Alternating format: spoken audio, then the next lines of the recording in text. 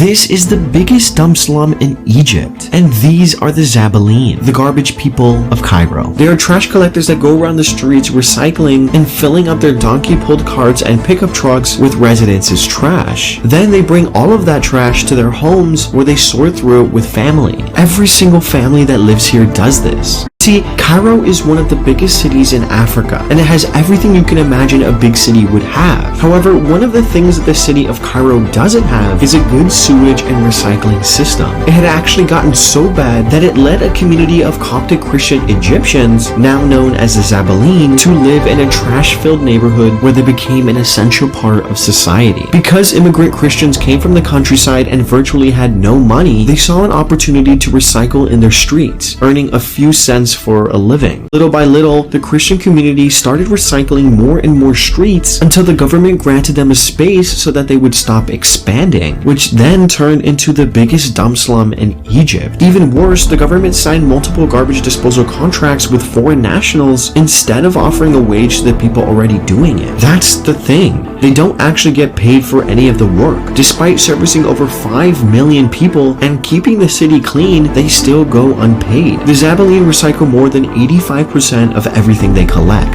only earning a few cents to a few dollars by using a machine to turn plastic trash into tiny bits where they compact them into bags to be sold to distributors. The Zabaleen are so efficient that they even have pigs in their backyard so that any organic waste can become food. Then they sell the pigs to other locals to make a living. The crazy part is that they do all of this without any gloves or masks, breathing in smelly air and separating trash with their bare hands, exposing themselves to diseases, germs, and infections. They work so hard that they even have to pull a pulley system to get trash to the top floors of the buildings. Speaking of which, despite living in extreme conditions, they have gotten so creative that they utilize their findings to make their homes prettier. Instead of leaving their children uneducated, they created their own schools out of trash so that they have a place to learn. But the sad reality is that the entrance of buildings are covered in trash. Kids have to go through piles of debris just to get to the top level of their house. And where parents want their children to go to regular school